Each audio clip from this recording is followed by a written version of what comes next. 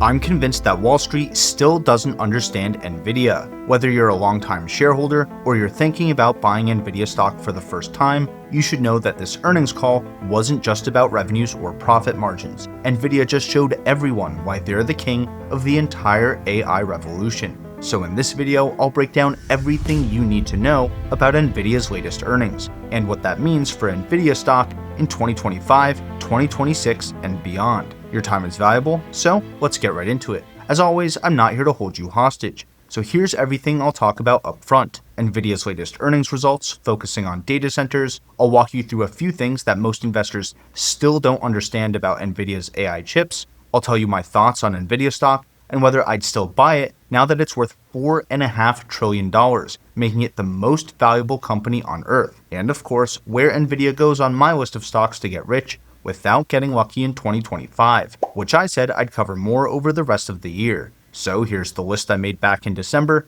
with each stock's year-to-date performance and how it's doing versus the S&P 500. As you can see, we're outperforming the market by a large margin, and now we're just adjusting the order based on the latest information. So with that said, let's dive right into NVIDIA's latest earnings results. NVIDIA reported revenues of $46.7 billion for the quarter, which is up 6% quarter over quarter and a whopping 56% year over year. NVIDIA posted earnings per share of $1.08, which is up by 61% from last year's 67 cents per share. Just think about these numbers for a second. The biggest company in the world is still growing revenues and earnings by over 50% per year. That's not something the stock market sees very often. Anyway, NVIDIA has four major business units: data center, gaming, professional visualization, and automotive. I'll stick to data centers just because it accounts for 88% of their total revenues, and it's growing over 5 times faster than any of their other segments. NVIDIA's data center revenues came in at $41.1 billion, which was up 5% from last quarter and 56% from last year. There are two important points about these numbers. First, there were no H20 GPU sales to China this past quarter. Remember, NVIDIA was able to sell $4.6 billion of those GPUs to China in quarter one, before the trade restrictions kicked in. Plus, they sold another $2.5 billion worth of chips that they weren't allowed to ship. That would be another $7.1 billion, or 17% more data center revenue without these restrictions, assuming they wouldn't grow their China sales at all. NVIDIA's guidance for next quarter also assumes no chip sales to China. That means any policy changes that let NVIDIA sell chips to China are now pure upside for the stock, even if they come with an added 15% tax from the US government. The second point is that Blackwell sales are still ramping up. NVIDIA's Blackwell data center revenue grew by 17% quarter over quarter, which would be 87% growth on an annualized basis. That means that even if NVIDIA's Blackwell sales don't accelerate from here, their overall data center revenue will, since there's so much demand. But I'm 100% certain that Blackwell sales will accelerate, since the B300 Blackwell Ultra chips are finally entering full-scale production, which means they're going to start contributing to NVIDIA's data center revenues later this year and into 2026. And if you've been following this channel for a while, you know that the key to finding great stocks is understanding a company's products, not just their profits. And the best investments are in companies with platforms that other businesses pay to build on top of. That's why I spend so much time traveling to AI conferences around the world and learning how real businesses are building on top of these accelerated computing platforms. And the more companies and industry experts that I talk to, the more I understand why NVIDIA currently has over a 90% share of the data center GPU market, even before Blackwell production is fully ramped. NVIDIA's hardware and software ecosystems are the picks and shovels of the entire AI gold rush. And how big that gold rush will end up being depends on how fast NVIDIA can deploy their AI chips around the world, and at what price. On this most recent earnings call, NVIDIA's CFO Colette Kress said that they expect AI infrastructure spending to reach $3 to $4 trillion by the end of the decade, which is twice as much as they expected a year ago. As a result, NVIDIA is on pace to make over $200 billion in AI infrastructure revenue this year alone. That's why I think that NVIDIA is still a great investment, even though it's already the biggest company on Earth. And one thing I always get asked is how I can cover so many stocks when news sources constantly use clickbait headlines and put a spin on the truth. My secret weapon is a platform called Ground News. Ground News analyzes over 60,000 articles a day and rates each news source for political bias and factuality. For example, check out this story about NVIDIA and AMD paying a 15% tax on chips sold to China. Right away, we can see over 500 sources reported on this story, with 20% more coverage from the left versus the right. And while most of them have a high factuality rating, there's some serious bias here. Headlines from left-leaning sources are calling this export tax a bribe and questioning its legality, while sources on the right focus on the revenues it'll generate for the US government. And their blind spot feed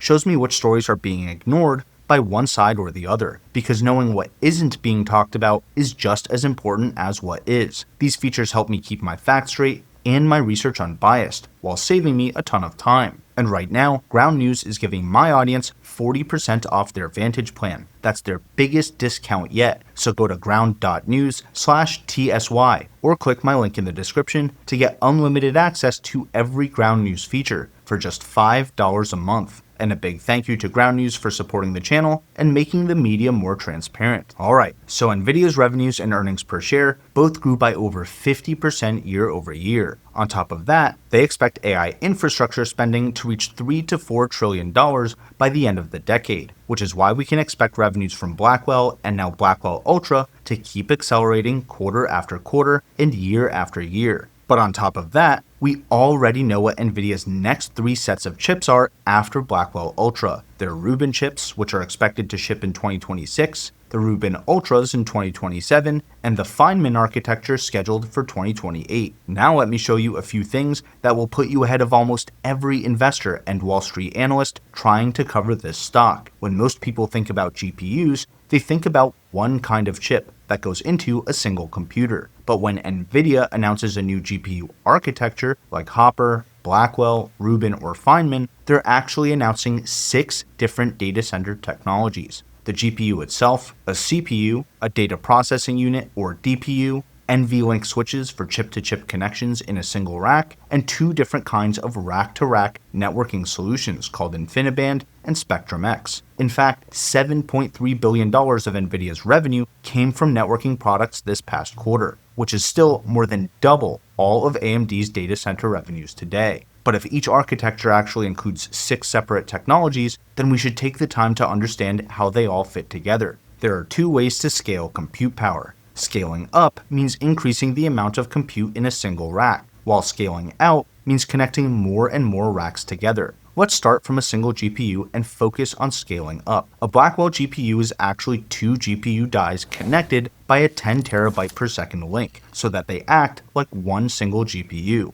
This is a really clever chip design that gets around the size limitations of the most advanced chip-making machines that we have today. The Blackwell Ultra and the Rubin GPUs also have this 2-die design, but the Rubin Ultra will connect 4 compute dies together instead of 2. As a result, the Rubin Ultra GPU is expected to have over 7 times the training performance of Blackwell and over 20 times the inference performance. That means NVIDIA's GPUs are improving more than twice as fast as Moore's Law. Anyway, here's where we start scaling up. The next level up is the GB200 superchip, which pairs 2 Blackwell B200 GPUs with 1 Grace server CPU. The GB300 superchip uses Blackwell Ultra GPUs, and when NVIDIA starts shipping Vera Rubin, the Vera CPU will replace Grace, and 2 Rubin GPUs will replace the Blackwells. Vera has 3 times the memory capacity, twice the bandwidth, and double the performance of Grace, while using 30% less power. Either way, the 2 GPUs and the CPU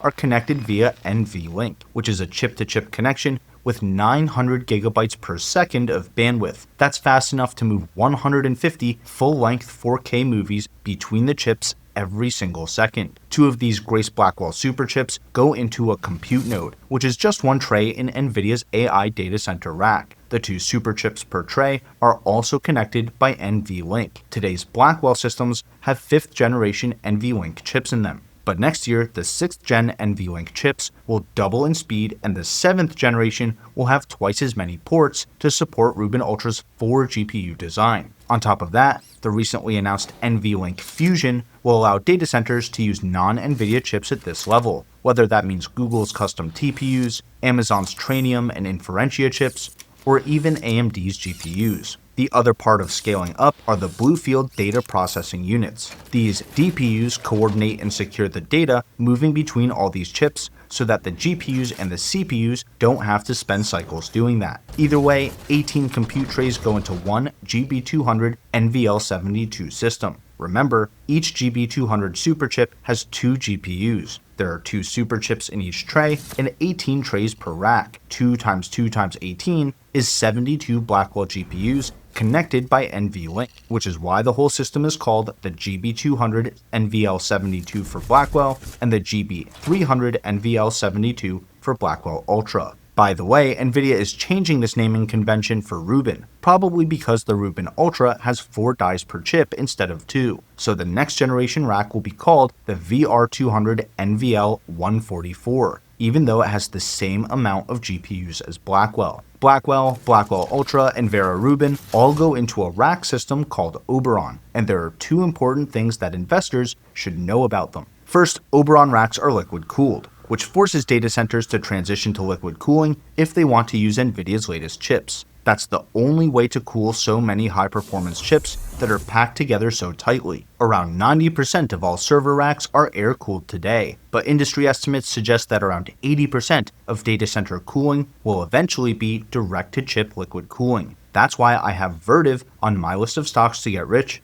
without getting lucky in 2025. And second, today's Oberon racks have 10 compute trays on top, followed by 9 networking trays in the middle, and then 8 more compute trays on the bottom. Each of the 9 NVLink switch trays have 2 NVLink chips each to connect 4 Blackwell GPUs. 4 ports per NVLink chip times 2 chips per tray times 9 trays works out to 72 NVLink ports that connect all 72 GPUs in the rack together so that they act like one giant GPU. But here's where things get really crazy. NVIDIA straight up deleted this design for Rubin Ultra. The next generation rack, called Kyber, will have 4 times more GPUs than Blackwell systems, and over 5 times the performance per GPU while using 5 times more power. As a result, a single Rubin Ultra rack can replace 21 Blackwell racks, at least in terms of compute power. 21 times the compute for 5 times the power means that these Rubin Ultra racks are a little over 4 times more power efficient than Blackwell, in a world where every data center is limited by power and physical space, not by their budget. So NVIDIA scaled up their single rack performance by 21x in just 3 years. That's why NVIDIA has so much pricing power. That's why NVIDIA has such a massive share of the data center GPU market. That's why it's so important to understand the science behind the stocks. And we haven't even talked about scaling out and all the innovations that NVIDIA made for connecting multiple racks together. Remember, $7.1 billion of NVIDIA's revenue came from networking last quarter. We also didn't talk about the massive CUDA ecosystem and the acceleration libraries that sit on top of that, or NVIDIA's AI software suites and applications that fall under their other business units, or the fact that NVIDIA might soon be able to sell any or all of these things to China, which is home to over half of all AI research on the planet. So let me know in the comments if you want me to make another video covering all of that. But for now, let's talk about the future of NVIDIA stock. And if you feel I've earned it, consider hitting the like button and subscribing to the channel. That really helps me out, and it lets me know to make more content like this. Thanks, and with that out of the way, let's talk about NVIDIA stock. Like I've been saying for years now, I think NVIDIA will be the world's first $5 trillion company, and 6. Their revenue and earnings are still growing by over 50% per year, even without China. They expect spending on AI infrastructure to reach $3 to $4 trillion by 2030, which is double their estimate from just 1 year ago. And on top of that, NVIDIA stock is still relatively cheap, with just half the price-to-earnings ratio of their 2 biggest competitors, Broadcom and AMD. That's why I'm still dollar cost averaging into NVIDIA, and why it's staying at the top of my list of stocks to get rich without getting lucky, only behind a fund that it's already at the top of anyway. Just because it's the biggest company in the world today doesn't mean it won't keep growing, just like Microsoft did and Apple before that. But since they doubled their estimate on global AI infrastructure spending, I'm going to move Vertiv up one spot on my list, since that should mean double the liquid cooling for data centers, which is Vertiv's fastest growing business unit. Let me know if you want me to make a deep dive video on Vertiv or really any other stock on this list. And if you want to see the other stocks that I've been investing in, check out this video next. Either way, thanks for watching, and until next time, this is ticker symbol U. My name is Alex, reminding you that the best investment you can make is in you.